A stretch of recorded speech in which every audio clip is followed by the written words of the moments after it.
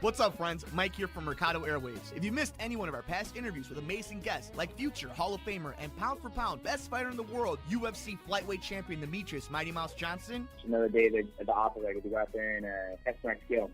to award-winning producer, director, and actor Orlando Jones, Orlando, how you doing, buddy? Hey, sir. I'm good, brother. How you doing? and all the other interesting guests we've had on. Joining us today is director and writer David Ferrier. Thanks so much, brother. I appreciate you having me on the show. MMA legend Chael Sonnen joins us today. Keep listening to your show. This is great. Thanks, my friend. Just subscribe to us on iTunes at Mercado Airwaves. And while you're there, please like, review, and rate us, friends. It helps so much. We also have a Patreon for anyone who would like to support the show. Just visit us at patreon.com/Mercado Airwaves and see how you can get all of our interviews ad-free and before anyone else, and how you can get your business or company spotlighted on the show. Follow us on Twitter at mmercado2333. Like us on Facebook at Mercado Airwaves. Subscribe to us on YouTube, youtube.com/MikeMercado2333. And if you would like to see what we're up to behind the scenes, follow us on Instagram, MikeMercado2333. Thanks for listening and all the support. Enjoy our shows? Follow the Mercado Airwaves crew all over social media. Like us on Facebook at Mercado Airwaves. On Instagram, Nicole is at Typing When Tipsy. Alex is at Mercado2121. Mike is at Mike Mercado2333. And our true crime show is at Murder Mysteries and More. And on Twitter, Nicole is at Typing When Tipsy. Alex is at Mercado21Alex. And Mike is at MMercado2333. You can follow the network at Mercado Airwaves. Follow our pop culture show on Twitter at Good Brothers Pod. Get us on the go by downloading our programs anywhere you get your favorite podcast, like iTunes, SoundCloud, Podbean, Stitcher, and other popular sites. Just search us at Mercado Airwaves. While you're at it, please like, rate, review, and share us with your friends. Visit us on youtube.com/MikeMercado2333. Click the subscribe and like button to get notified every time a new episode or interview is posted. Support Mercado Airwaves by visiting patreon.com/Mercado Airwaves, the home of our interviews with athletes and celebrities, which you can get ad-free and early before it's released to the public. Come play video games with us on Twitch. Twitch.tv/Mercado Airwaves Network. Mercado Airwaves is powered by Munch Art Design. Like them on Facebook at Munch Art Design. Voiceover work on Mercado Airwaves is performed by Josh Fox. And here we go.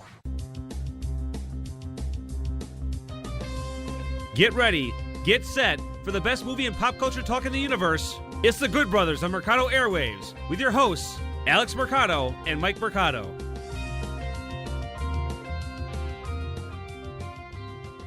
Welcome back to another episode of The Good Brothers, y'all. That's Mike. I'm Alex, your champion of the Oscars, your reigning, defending world champion, the Oracle himself, the second coming, the Messiah, if you will, the shallow man himself.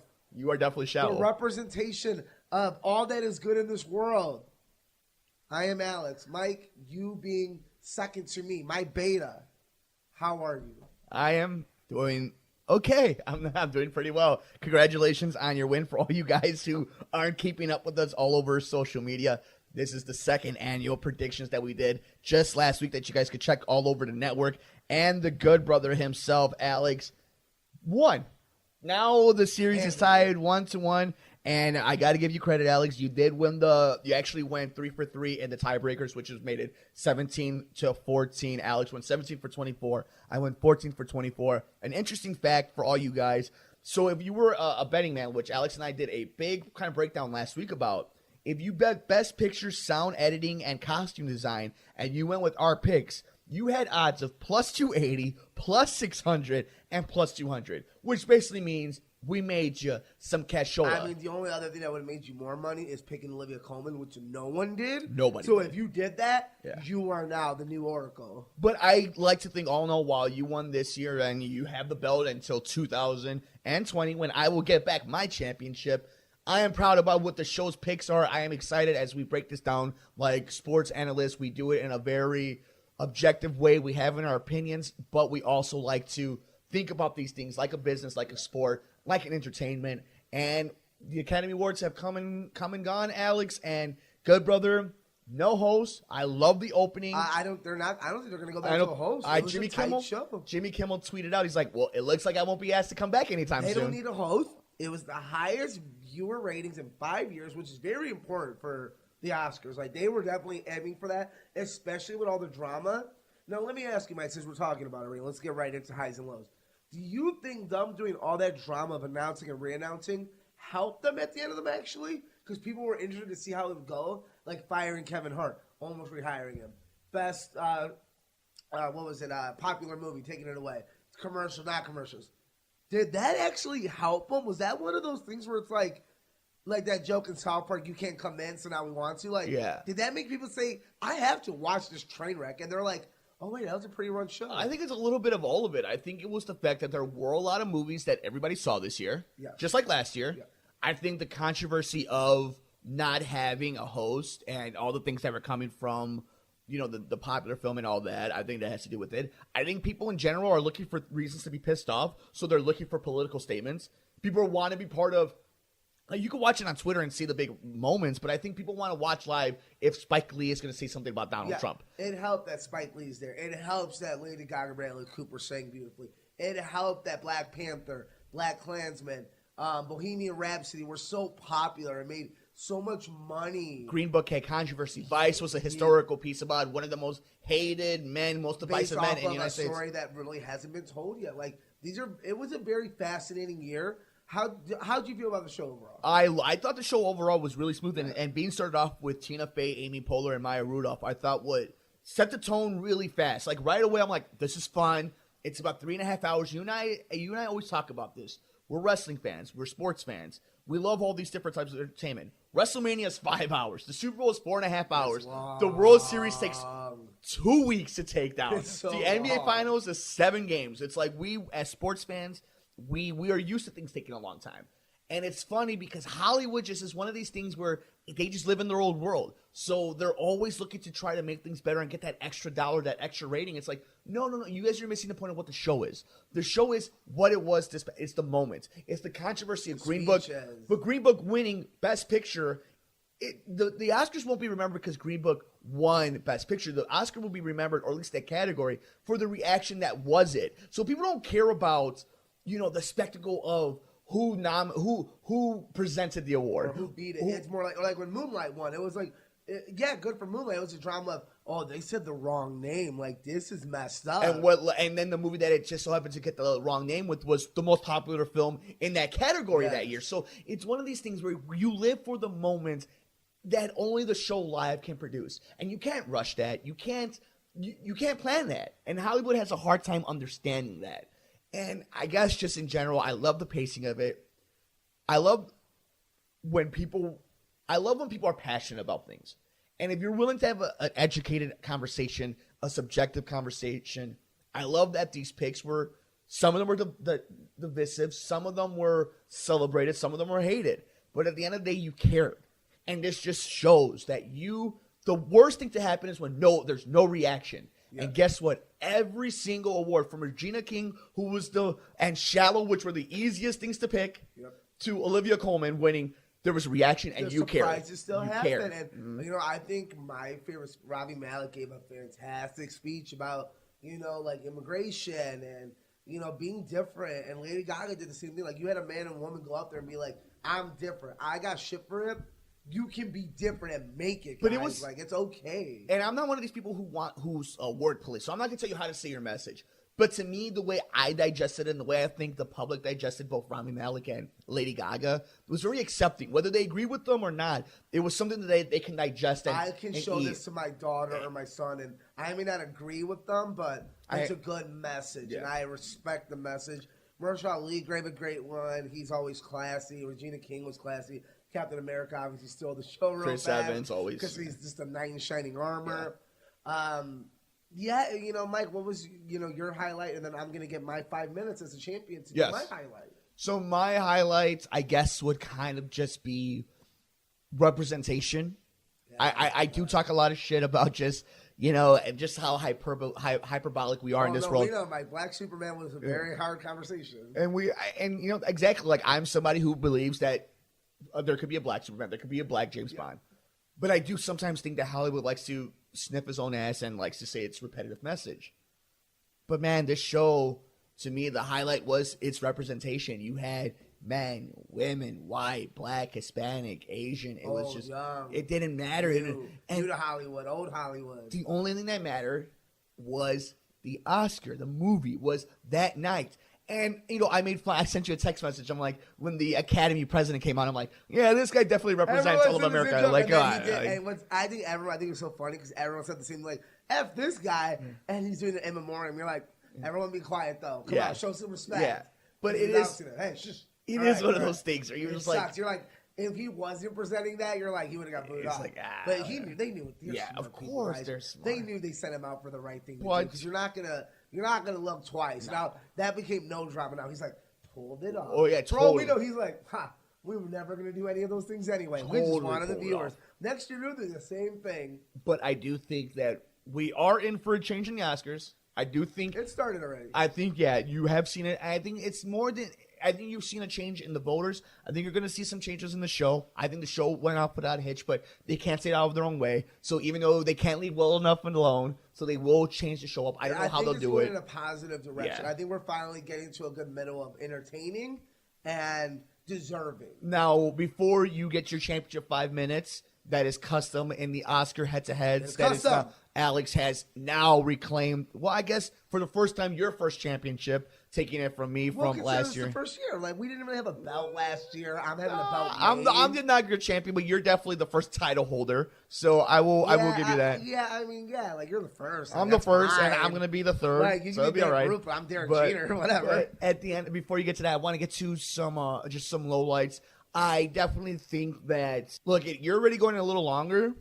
I think you should allow some of these people to talk. And I think it's kind of bogus that people give these speech givers, these award winners, a hard time.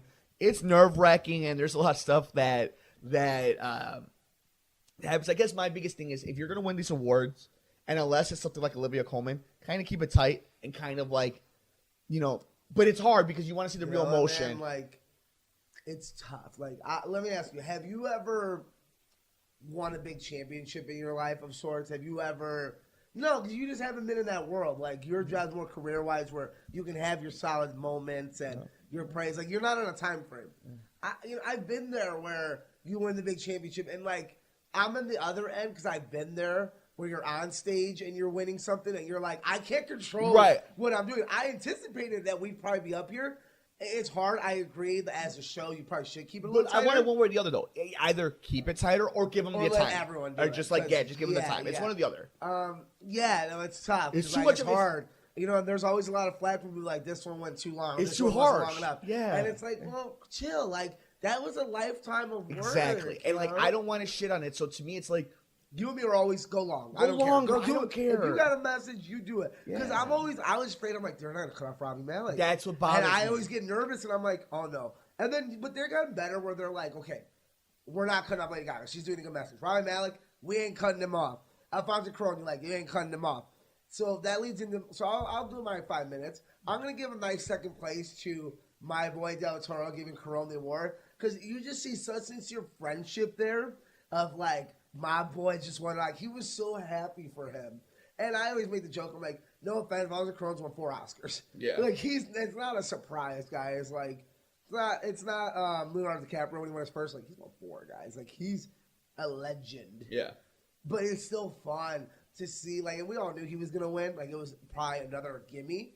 But to see who would pronounce it, Del Toro, who won last year. Who was sick, by the way. You and me, who was that's 2 Hispanic, Mexican-American men representing us, and they're dude, we're the best directors almost 3 years in a row. And it's a stat. Yeah, I mean, just the Hispanic directors crop is it's big for us. Yeah. And we always say Hispanics get that third shaft of the whites, the African Americans, and then there's us where we're not allowed to be this way, and we don't feel what they feel, and it's no, we do feel what you feel, the worst. Yeah. We're the modern victims, and we're not the type of people like that. We're very proud people, and I feel it's something that now it's nice to be proud in public. You know what I mean? So that's great.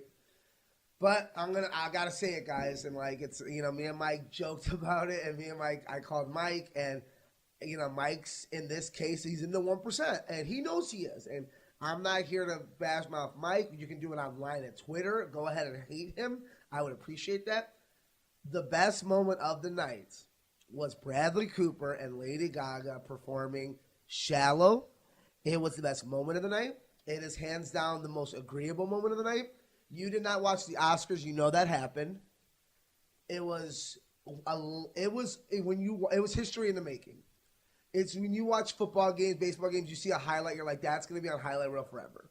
That hit will be there forever. That catch in the Patriots-Giants game when he caught on his helmet, we will see that forever. Reggie Bush getting lit up will always be on the greatest hits reel. Devin Hester returning to Super Bowl. And guess what, guys? That performance in 20 years will still be on the highlight reel and will still be known. And I'm telling you, it's in a tier with My Heart Will Go On by Celine Dion. People are still talking about the Beauty and the Beast rendition, which was just beautiful. Gangster's Paradise even was a great one. Whitney Houston, probably the best one. I think we agree was probably the biggest one was either Whitney Houston or Celine Dion. And like you're watching, and me and Mike joked about it. He's like, it's not gonna be that good. Like he's like, it can't be. And even for you to be there and be like, no, it's still Gaga. So much hype. Yeah. And with all that hype, in like 9 out of 10, it won't live up to it, but it'll still be good. It lived to that legendary status. And look at last year. We had 2 great songs, and This Is Us and Remember Me. And both performances were fine. The songs are better than the performances. That's what we agree on. I can see that, yeah. Remember Me was better when you watched it in the movie than when you saw it at the Oscars. Sure, yeah. And same with This Is Us. You're like, I like it in the movie. It was fine performance. I've seen it a million times in Broadway. Yeah. This is one of those you're like, no, like that matched everything. Like everything about it. The way she looked, the way he looked, the stage, the crowd. Like this is a crowd full of celebrities and champions in their field watching, like mesmerized. Like almost like the world got hypnotized for a sec of them singing just passion and beautiful. And, I like the joke they make. Man, if my wife was sitting there and saw me doing this, she'd got up on stage and did something about it because, like, it's just this uncanny chemistry. Yeah. That we're talking about fake movies and fake TV shows and, like, they're acting. And for them to play us like that and be like, is this acting or is this just great chemistry? You're like, I don't know, but I'm here for it. Sure. It was the moment of the night. And her winning the award after. The only thing better would have been him winning Best Actor, which never would have happened. What? It wasn't even close. But I think this was perfect. Like, it all happened perfect. It was just fantastic. Like, I'm going to be done. I got another minute on my round. I'll be done with it. It's legendary. It's one of those things where, like, I got to sell it enough. And me and Mike joke about it, and Mike doesn't like the song necessarily. And that's fine. Like, there are things where I'm at the 1% and he's at the 1%. Mike, you're at the 0.2% of this. Like 98.998 people in the world love this song, and it's a song that will be known for generations. It just didn't hit for you, but at least Mike could sit here and be like, no, it was legendary. It's a legendary moment, and that's how good something is when you can be like, I may hate the White Sox, but they did this legendary. I hate the Bulls, but this was like, that's one of those moments, and that's always fun, and that it has to be the highlight of the Oscars.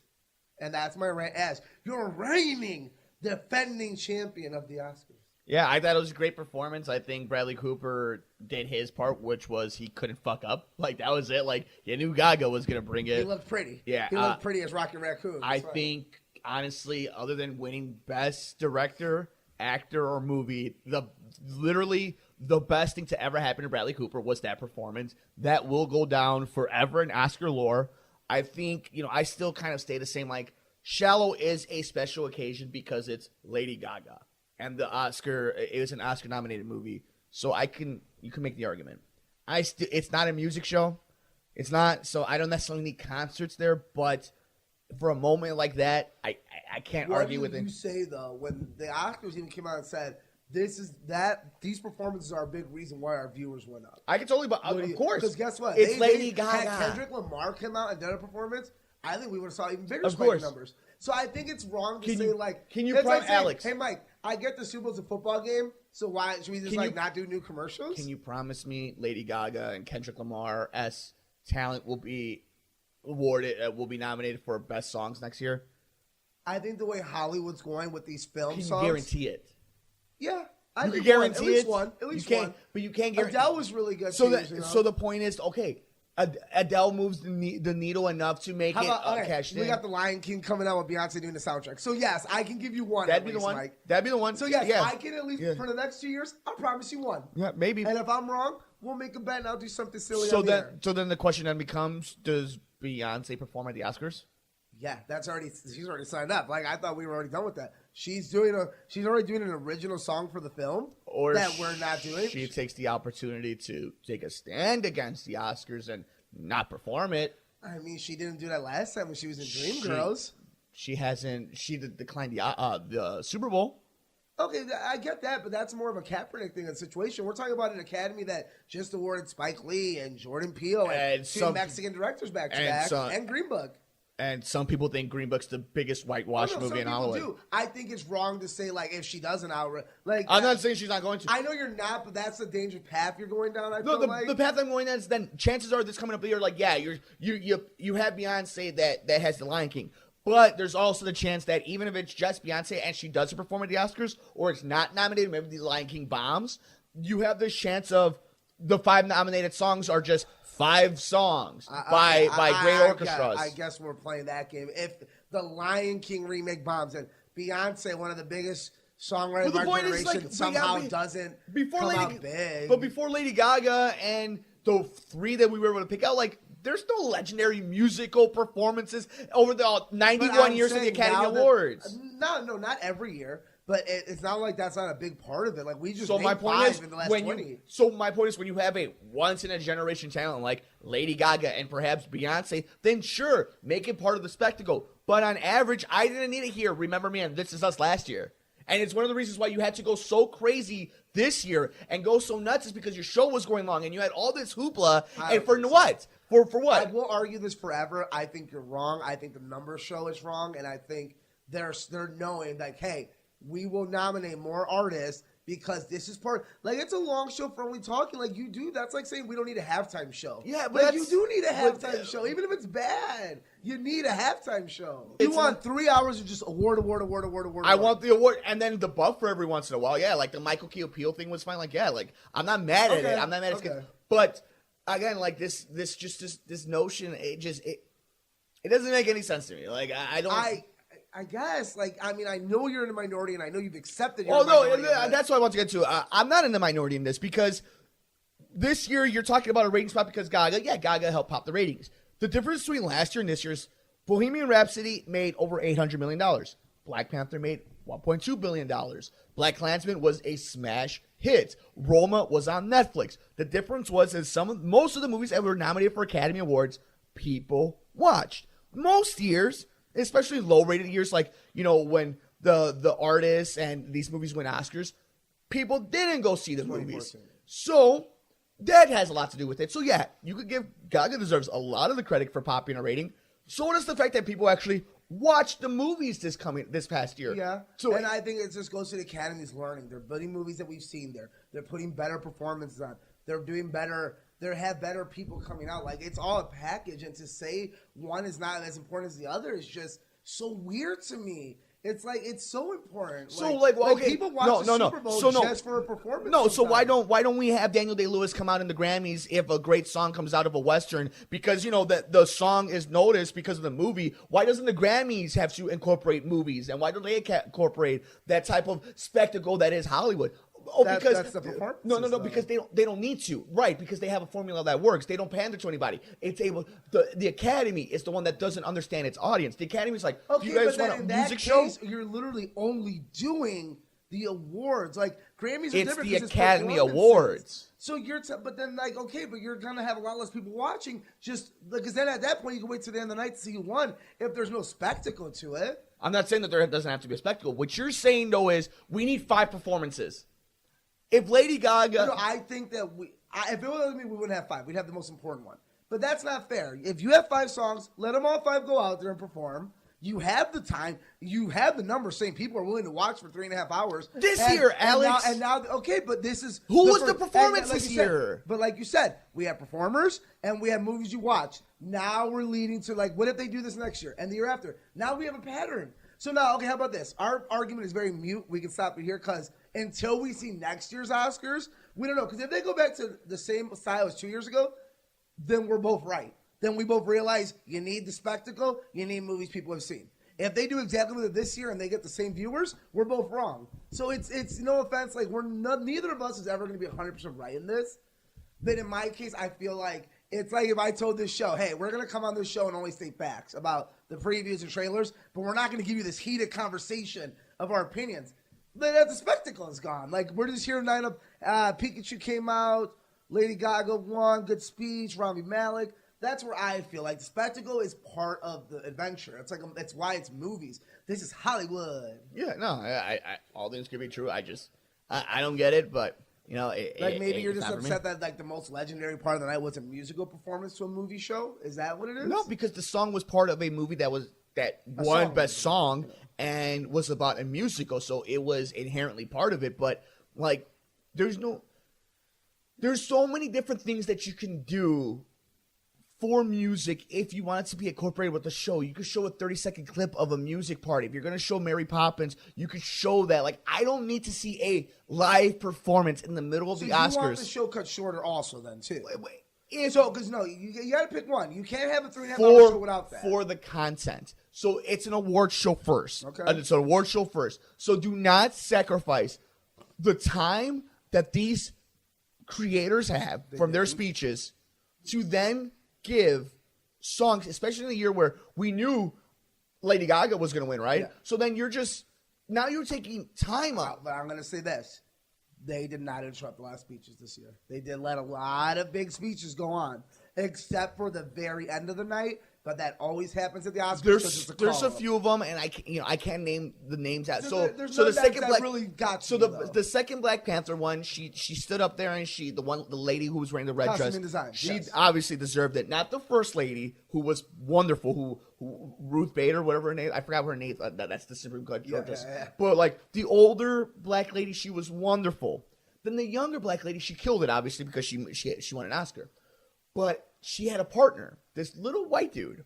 And obviously, like, nobody's going to defend the white, No, but that's on them. If you know you're going up there with 2-3 people, which Spider-Verse did a perfect job of it, you make sure, that is your job to make sure everyone gets it. It's not like one person went over. It's like you have 2 people. You can't give a 4-minute speech and then hand it over the mic. I agree. So then it's one of those things where if we're going to, you don't have to worry about that, though, if you didn't have almost 20 minutes worth of music you have to not bring into a 3.5-hour show. Maybe now you don't have as many viewers and that person doesn't get seen at all by some people. I mean, perhaps, but we're talking about. You can't say no. Yeah, but again, ask the person who won the damn award whether they care whether 26 million or 10 million watched them. I don't know. All that audience looked pretty. They didn't make more money. You don't make more money for how many viewers the Oscar gets. Yeah, but you have a better. You get an Oscar. They still got to go watch the show. If I had to go watch a 3.5-hour thing, I'd still want more entertainment. Oh, I can honestly care less what the Hollywood elitists get for their show. We're not the Oscars. But then you got to think the normal people at home. That is important to them. That's part of why they watch it is for the spectacle. Yeah, I understand that, but again, Lady Gaga doesn't perform every year at the Oscars, so why are people still watching it then? Why, like, even though because one year you had John Legend, and one year you had Adele, and you might have Beyonce this year. That's big. So on a movie podcast, you're saying that John Legend and Adele were bigger than whatever movies any given year were nominated those years. That was, John Legend that year with the Martin Luther King song and the performance they put on and bringing out all those victims, and that was pretty important. No, I'm not going to say that, but to undermine them, I'm not going to undermine them on that. I don't think they were beautiful performances, and the fact that they brought out victims that doesn't change anything. Important. That doesn't change anything. People didn't know that before they turned it on. My question is to you, John Legend, Adele, any of these people, other than literally the 2 biggest icons since Madonna and Lady Gaga and Beyonce, they're bigger than the show. They're people, literally moms and dads, didn't watch the 91 Academy Awards. They decided to watch it though because of John Legend. There's an audience out there that will tune into it, I think. Maybe not a big audience. I'm not going to say it's a big audience. But it's an audience. And if I'm a show producer, why not get all that audience? Because I'm already getting you. And even though you don't like it, you're watching all 3.5 hours. Well, why would I not try to get you and your friends? Okay, it's the equation of, do I want to listen to Flow Rider at WrestleMania? Vince McMahon thinks it's a great idea. Everybody else thinks it's horrible, except for the 3 girls that their boyfriends dragged them into. So, like, to me, that's what it comes down to. It's like, just because you could do it, just because you might make some extra cash to do it, doesn't necessarily make it that you should do it. No, it really does, though, because that's the business. That's like saying you and me shouldn't have this long of a conversation because we're a podcast. We're like, no, but it's our podcast. We think this is good entertainment. We're going to have this conversation. So why wouldn't we? We don't have to. Well, it might not add then- any viewers, but I think it's important. Sure, It might. okay. So then what happens once you stop, you get through your 3 iconic music performers ever, and then you have to start recycling Lady Gaga and Beyonce, and then they're just like, either A, I don't want to do it, or B, people just don't care as much. Hey, so then what? People never thought she Recycling- made it that far. Who knows who's going to be out next year, or who's going to be around? You never know. Oh, yeah, Taylor Swift winning her first Academy Award. Hey, Alex, music's to the music. Man. any last thoughts about the Academy Awards? No, I'm glad we have these conversations because it's movies. And, like, at the end of the day, it's hard because it's not the Super Bowl where it's like, here's the winner and here are the numbers. These are people's opinions. These are votes. These are like the Olympics where it's like, you can be the best gymnast, and if a judge thought you were a 9.7 and the other judge Mike thought you were 9.8, you're a 9.8, I guess. Like, if people want this, if they don't want it, like, numbers will tell us. But at the end of the day, it's opinion, people, and have your own opinion. Like, Jesus Christ, don't just follow what people say. Make your own opinion. Unless Do it's your our own picks. No, that's our picks. Definitely follow our picks because you'd be dumb not to. Like, they're pretty solid picks overall. But opinions. Have your own opinion. Like, have your own opinion, but follow our picks. So before we put the We've been Oscars arguing away, too much about this for 2 weeks. We But- need to put that to rest. but we could finally put the Academy Awards Yes, to yeah. rest. We'll do it next year. So, last thoughts, Alex, officially putting 2019 Academy Awards to 2018 season. For me personally, I thought it was a great year, 2018. My favorite movie was Black Klansman. We were able to have this debate, but this is what happens when you're talking about the best of the best. It's minute niche things. A Star is Born is great. Green Book is They're all great. great movies. They're All all nine great are movies. amazing movies. Lady Gaga and Bradley Cooper were amazing. Willem Dafoe had a great Willem performance. Dafoe- I was talking about it. The point is, they all deserve what they got. Yep. Some deserve more because they worked so hard. And guess what? In due time, most of them will get rewarded by it. That's how this works. But It was a good show. It was a enjoy good the show. I hope you enjoyed it. that's it. Because you know what? Like we said, next year you might get Beyonce or you might not. Mike, give me a But way you know- too early nominee. Give me one way too early nominee, you think? I got one already. Oh, Adam Driver is going to be nominated for Best Supporting Actor again. Best supporting actor? Yeah.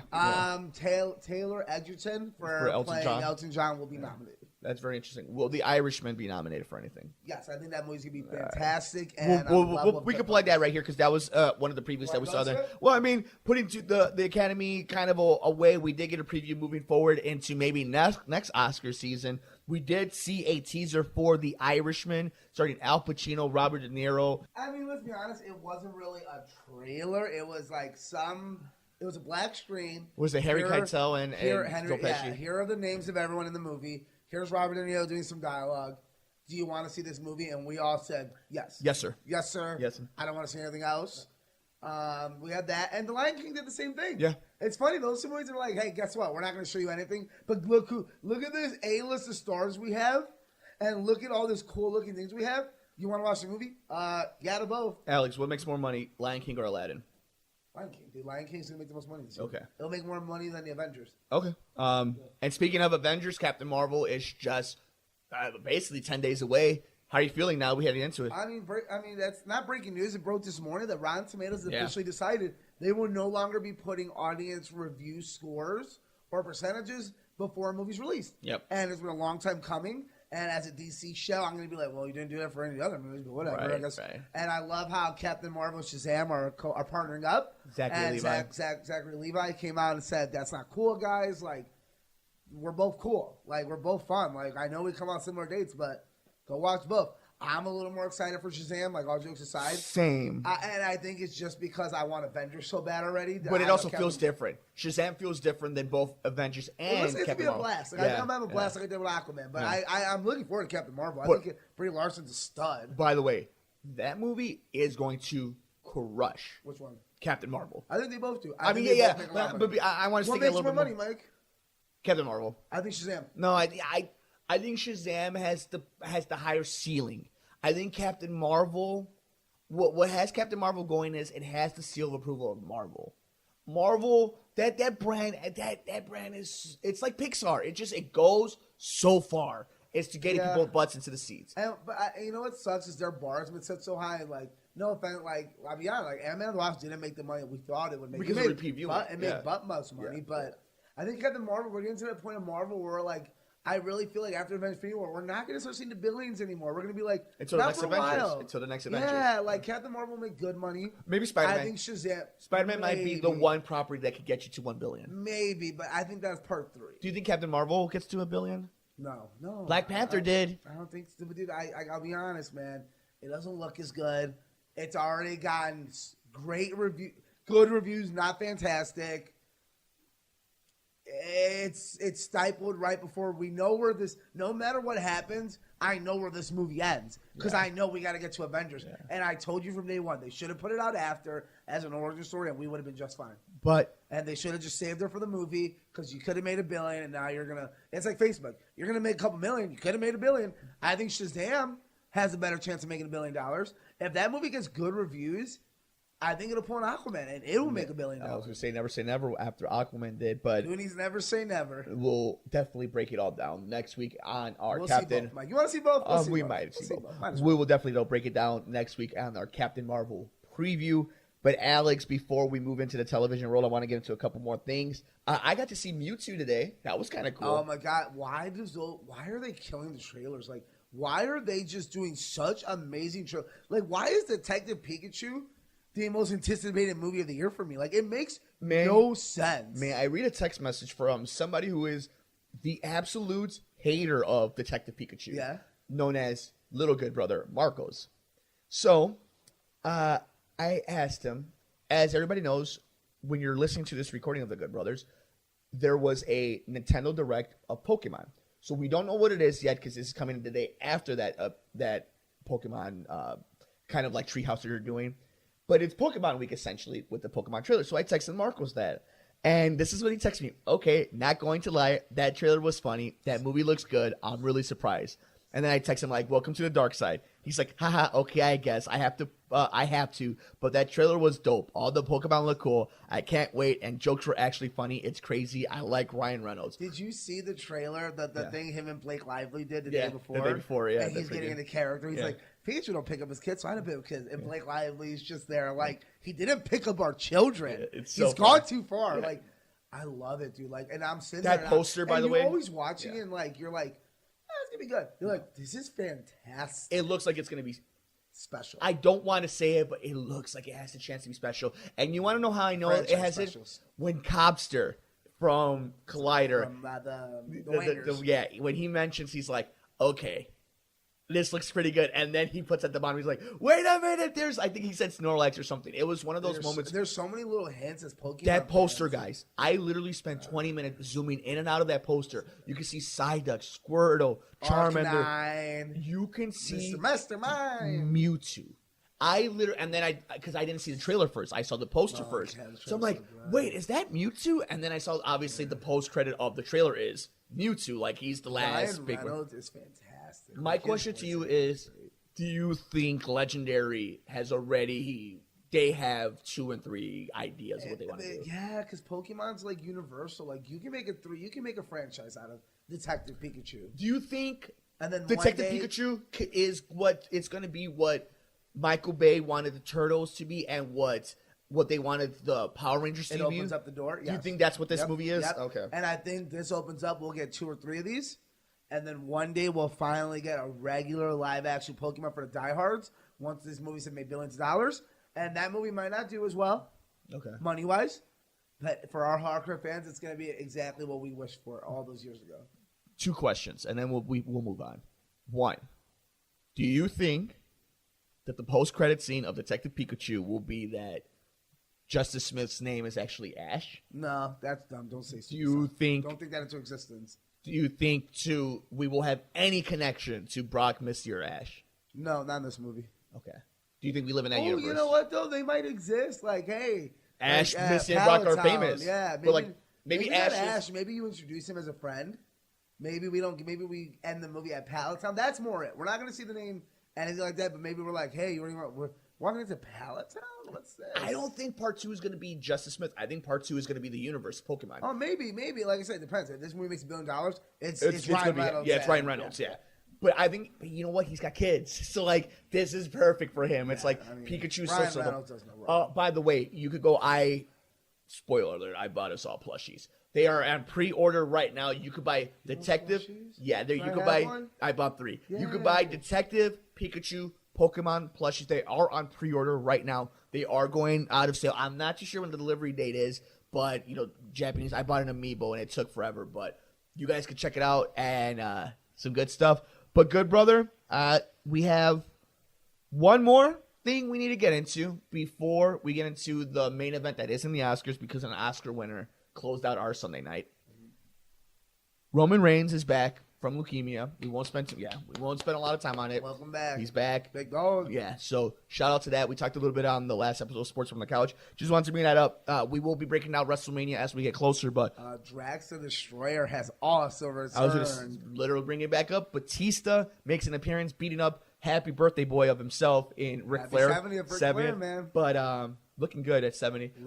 For somebody who almost died. Dealing with Fifi, brah. But I want to get into Bruce Pritchard becoming one of the lead creative guys over there. Apparently, he's still doing all his normal work. It should be, because it's 2019. I would think. Now he's like, I'm doing all my work. Yeah. It's not like they do the show live, like together, like you and me do. But to me, it makes all the sense because he's so connected now to the community. He knows. It's like almost like it's almost like the creative club's like, look, he may not be the guy he was in 1998 where he's involved in everything. Yeah.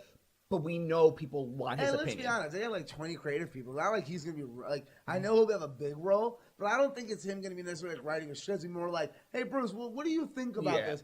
Hey, why don't we put this instead? I think, and we're not dirt sheet guys, but I think if you're just asking me if I was building a team, he would be my modern day Pat Patterson. Yeah, that's what it is. Like when he was young and Pat was around. That's exactly now he's Pat and Road Dogg is the new Bruce back then. But I want to give a shout out to friend of the show, Conrad Thompson, who legit really helped get Bruce Pritchard back into fucking WWE. I can't wait to hear their episode this week. It's gonna be great. I'm really excited. it. So Alex, you ready to get out of the big screen and head into the television world? Alex, why don't you give me 2 minutes of some Umbrella talk, Umbrella Academy? I'm not giving you much. It's because I'm going to watch it. Nicole's watching it, and it looked fine. It looked like X-Men meets Tim Burns, so that missed Pragram's House for Children. But this is good actually, and I didn't want to watch because I have so much to watch. True Detective just ended, which we're going to talk about next. And I was like, I was laying in bed last night, didn't have anything to watch. I didn't want to watch that Bundy tapes because I didn't like it. I don't like those type of shows when there's nothing new. And, I see something, they're like, this is the highest watched show in Netflix history. And I'm like, Netflix history? Like, that's like saying something. Like, Netflix has had TV-wise, like, okay. And then I see a lot of good reviewers, like, even more, like, and what got me was Mark Ellis put out there. He's like, first 5 minutes, got an X-Men vibe. 10 minutes in, I got a talking monkey. He's like, 15 minutes in, I'm into it. And I'm like, I got to try it. I got to see it. And I agree. Within 20 minutes, I'm like, God, I'm addicted. And I was like, I'm going to go to bed at a reasonable time. Let's say 12 o'clock. I slept up till 2:30 watching the first 3 episodes. Because it's good. It's very charming, very good. We're not doing a spoiler thing. It's fantastic. Nicole's into it. I'm into it. Watch it. Ellen Page is charming as F. All the other actors, I can't wait to learn more about them. Mary J. Blige is in it. Nicole loves her in it. She's fantastic. It's a fantastic show. There's a talking monkey guy named Pogo. Watch it. So once Alex finished that up, and hopefully I'll catch on the train before you do, we'll go ahead and talk Umbrella Academy. But Alex, it is time for the second main course. So to me, this is a show that had a lot to live up to because of what was one of the most phenomenal single seasons ever in television history. True Detective Season 3 came to an end, and it's got the internet divided. I think a lot of people appreciate what they saw because of the people who didn't like it appreciated what they saw from Mahershala Ali, Stephen Dorff. Like they brought something. That series brought something to people. I think it's a 10 out of 10. Yeah.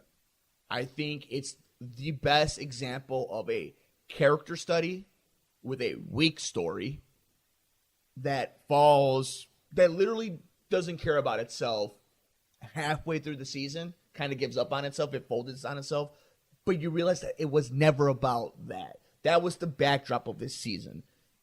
Unlike True Detective Season 1, where it intertwined both character and story, I think the acting in this was just so powerful that no story could have outshined it. It's so funny, dude, because, and you and me talked a little about it, but we're not going to spoil anything on the show. We'll talk very genuine about it. With everything you just said, reverse it for Season 1 and 3, and that's how I feel about Season 1 and 3.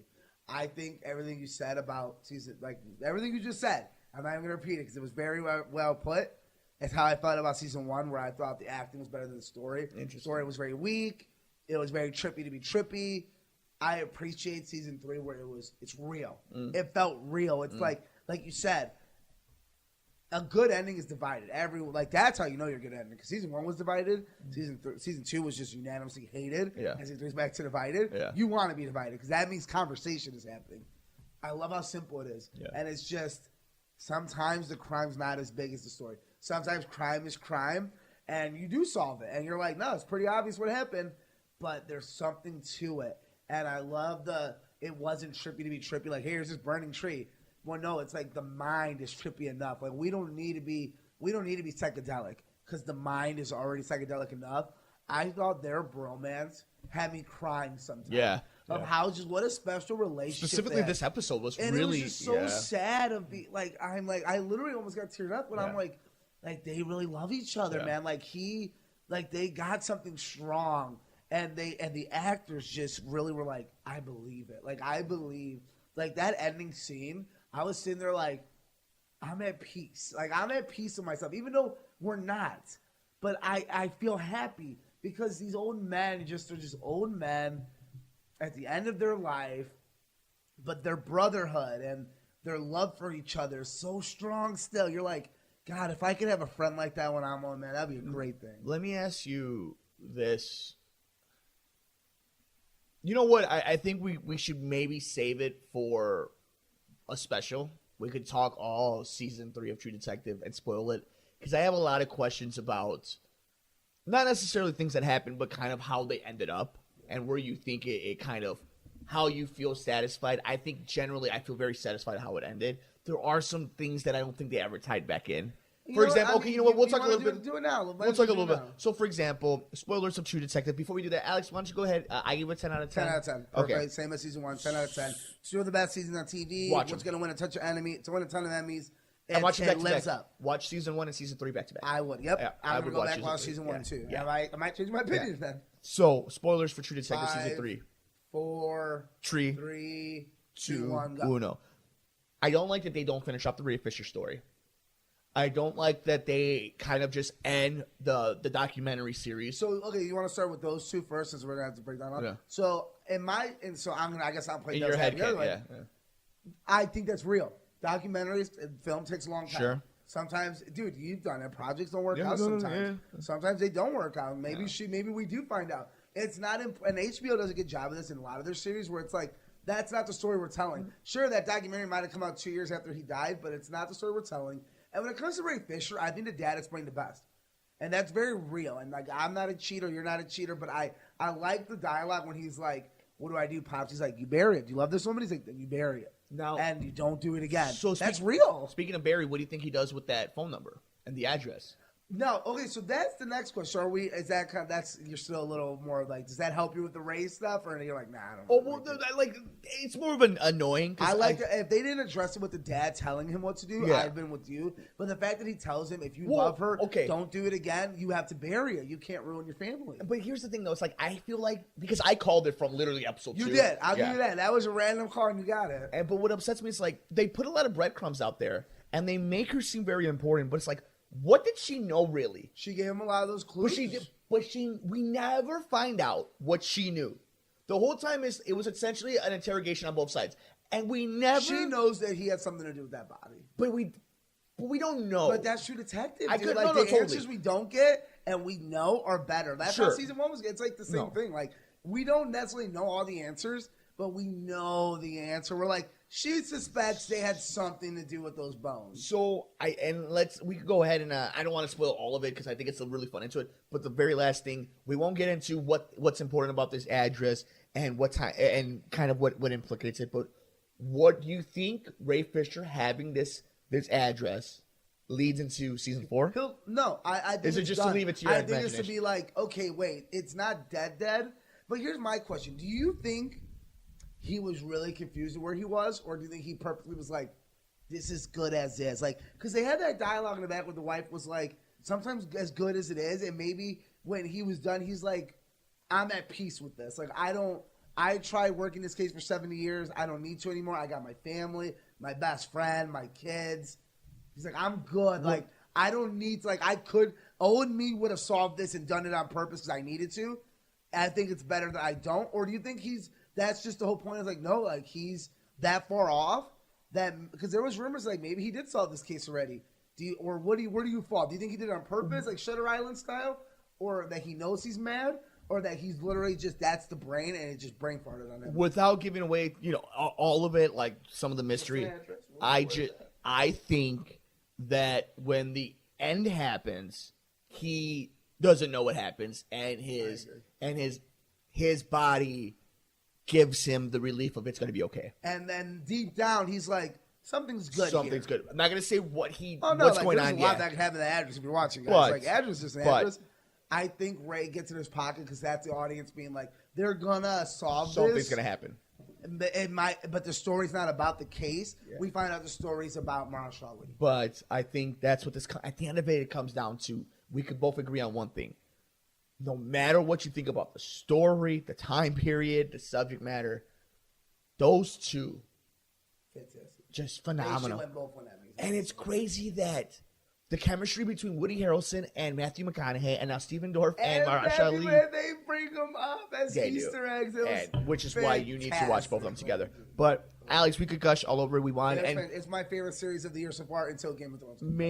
And that's what we're coming into is True Detective filled that void, and it was very special to both of us. Again, another banger. But all that means now that True Detective has officially come and gone, and we loved it. Recommend watching it. 10 out of 10 from the Mercado Airways Good Brothers. But now, just like the Academy Awards have been put to bed, True Detective has been put to bed, which only means one thing. We are finally on the road to Game of Thrones. Well, here's what's fun. It's like, and this is why I do what I do, is like, we have two big things coming out on HBO. Like, if you don't have HBO, guys, that's worth more after Netflix. I think that's worth more than all the other streaming services. Yeah. We have the Serial documentary about yeah. That's a 4-parter. And the Chasing Neverland miniseries that's coming out. So I want to get into already has gotten sued because they're already upset.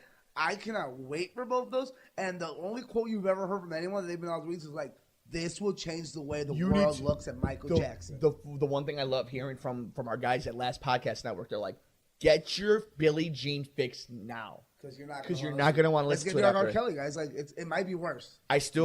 We are on the road to Game of Thrones, but trust me when we say lot in between, HBO is giving you some fun stuff in between. Marvel did their final countdown. We got Infinity War.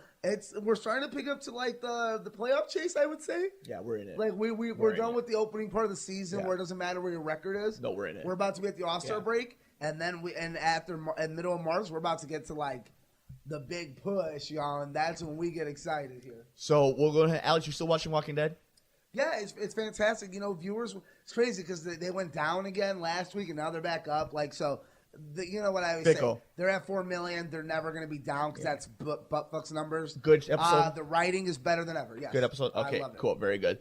Yep. Good brother. Let's give it out a prize. Like and review, share a comment, and share this episode, and we will pick out one of you lovely listeners for a copy of either Instant Family or Overlord. We'll give you a digital copy. Overlord, obviously brought from J.J. Abrams. Really great zombie flick. Instant Family with Mark Wahlberg. Really cute movie. One of our friends, Tom Segura, is in that movie. So make sure you guys can review us on iTunes. We'll pick somebody from there and go ahead and like and share this on YouTube and on Facebook. And we'll pick winners. Darren Alex will give people copies of Overlord and Instant Family. Good brother. That's it. It's over. Let's go home. We're on the road. Captain Marvel is on the docket. We have Game of Thrones. We have the Michael Jackson documentary. We have obviously the Serial stuff. We got so much stuff we got to do. And then before even all that, we got to start getting ready for WrestleMania, March Madness.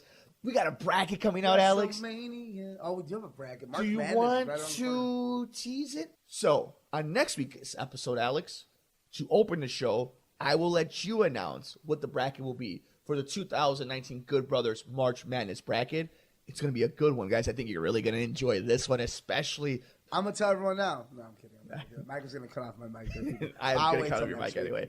But, champ, congratulations on this year's Oscar prediction belt. I will get it back next year. But until then, call me Beast. No, you have 364 days with the gold, so enjoy. Are we trying man. to see it in the Rocket where we're calling our next WrestleMania next already? WrestleMania. We'll be ready. We're already for it. calling it next year. I'm pointing to the sign. The Chewbacca. I'm going home, guys. Thank you guys so much for joining us on this episode of The Good Brothers. We're the Good Brother himself, Alex Mercado. Let it deep, everybody. Watch as I dive in. I'll never hit the ground. I'm Mike Mercado. We'll see you in the next episode of The Good Brothers here on the Mercado Airwaves Network. Thanks for joining us here on The Good Brothers, here on Mercado Airwaves.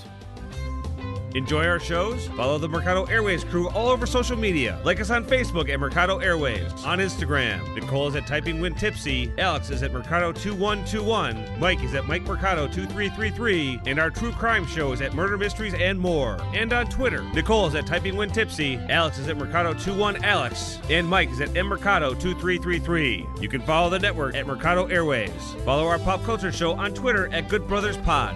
Get us on the go by downloading our programs anywhere you get your favorite podcast, like iTunes, SoundCloud, Podbean, Stitcher, and other popular sites. Just search us at Mercado Airwaves. While you're at it, please like, rate, review, and share us with your friends. Visit us on youtube.com/MikeMercado2333. Click the subscribe and like button to get notified every time a new episode or interview is posted. Support Mercado Airwaves by visiting patreon.com/Mercado Airwaves, the home of our interviews with athletes and celebrities, which you can get ad-free and early before it's released to the public. Come play video games with us on Twitch, twitch.tv/Mercado Airwaves Network. Mercado Airwaves is powered by Munch Art Design. Like them on Facebook at Munch Art Design.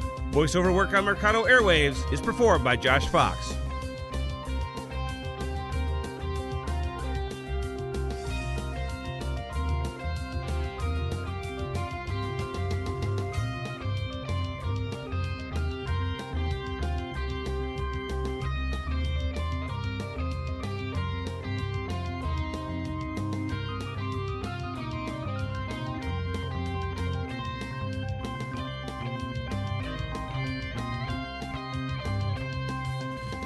Enjoy our shows? Follow the Mercado Airwaves crew all over social media. Like us on Facebook at Mercado Airwaves. On Instagram, Nicole is at Typing When Tipsy, Alex is at Mercado2121, Mike is at Mike Mercado2333, and our true crime show is at Murder Mysteries and More. And on Twitter, Nicole is at Typing When Tipsy, Alex is at Mercado21Alex, and Mike is at Mercado2333. You can follow the network at Mercado Airwaves. Follow our pop culture show on Twitter at Good Brothers Pod.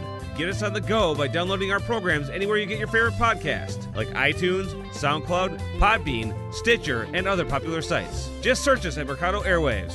While you're at it, please like, rate, review, and share us with your friends. Visit us on youtube.com/MikeMercado2333. Click the subscribe and like button to get notified every time a new episode or interview is posted. Support Mercado Airwaves by visiting patreon.com/Mercado Airwaves, the home of our interviews with athletes and celebrities, which you can get ad-free and early before it's released to the public. Come play video games with us on Twitch, twitch.tv/Mercado Airwaves Network. Mercado Airwaves is powered by Munch Art Design. Like them on Facebook at Munch Art Design.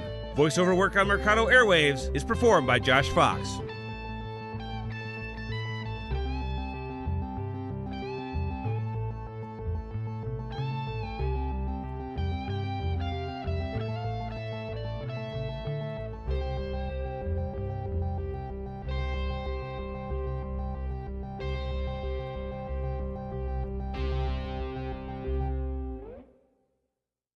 What's up, friends? Mike here from Mercado Airwaves. If you missed any one of our past interviews with amazing guests like future Hall of Famer and pound for pound best fighter in the world, UFC flyweight champion Demetrius Mighty Mouse Johnson, It's another day at the operator to go out there and test my skill. to award-winning producer, director, and actor Orlando Jones, Orlando, how you doing, Hey, buddy? sir. I'm good, brother. How you doing? and all the other interesting guests we've had on. Joining us today is director and writer David Ferrier. Thanks so much, brother. I appreciate you having me on the show. MMA legend Chael Sonnen joins us today. Keep listening to your show. This is great. Thanks, my friend. Just subscribe to us on iTunes at Mercado Airwaves. And while you're there, please like, review, and rate us, friends. It helps so much. We also have a Patreon for anyone who would like to support the show. Just visit us at patreon.com/Mercado Airwaves and see how you can get all of our interviews ad-free and before anyone else, and how you can get your business or company spotlighted on the show. Follow us on Twitter at mmercado2333. Like us on Facebook at Mercado Airwaves. Subscribe to us on YouTube, youtube.com/MikeMercado2333. And if you would like to see what we're up to behind the scenes, follow us on Instagram, MikeMercado2333. Thanks for listening and all the support.